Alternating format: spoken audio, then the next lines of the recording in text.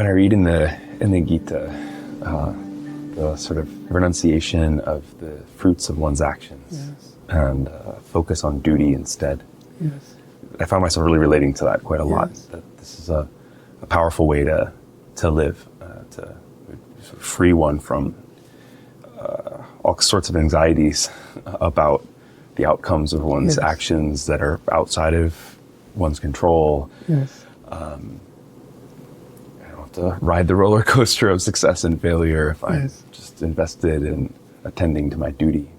As a Christian, I think about my duty, my calling from God in similar, I think, analogous sorts of terms that have been really, really helpful to me. But in that way of life, it also ends up being really important in my practice that's centered in my understanding that God loves me.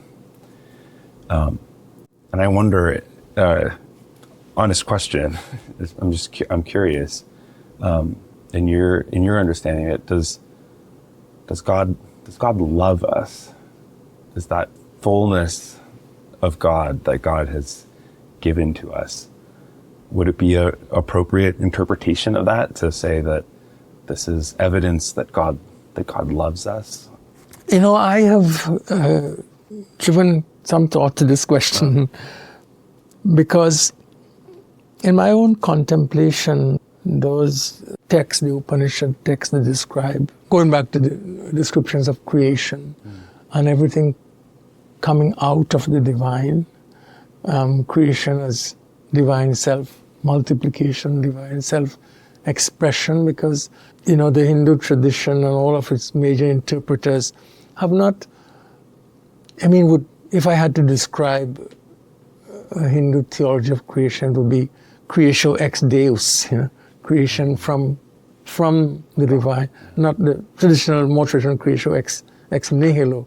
And I have views on that. I think they are not very different as they might seem to be. But when I ask myself the question, why would the divine bring forth everything out of itself? I see it as an act of love, because I don't know what it would mean if it is not divine love expressing itself in creation, because for me also, as a Hindu, the divine is love, and the divine brings forth everything out of love. And even when I read texts like Ishavasya, Upanishads I quoted to you, which uses such tender language, everything is enfolded, everything is embraced in God. Without using love language, that for me is love language, because it speaks to the preciousness and the value of everything embraced in the divine.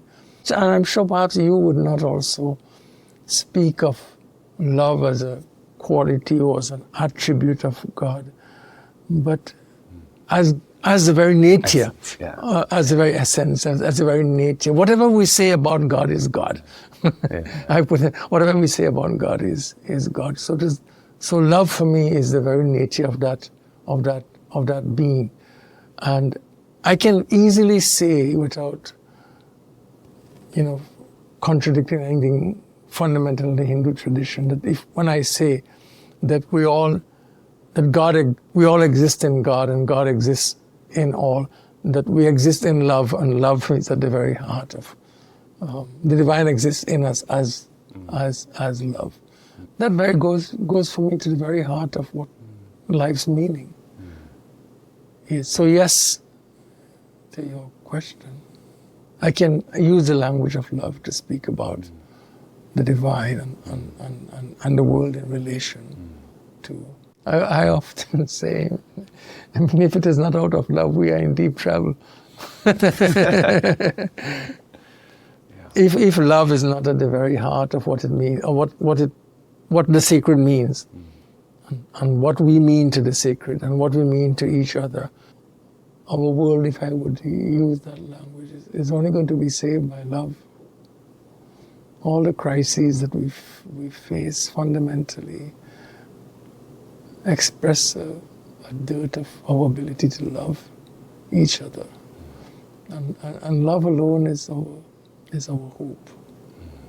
And that love has its fundamental roots in the nature of the sacred. Our flourishing, our ability to flourish, if I would use language that is so congenial to you and I know what you hold to be dear. Our ability to flourish in this universe depends on our ability to love.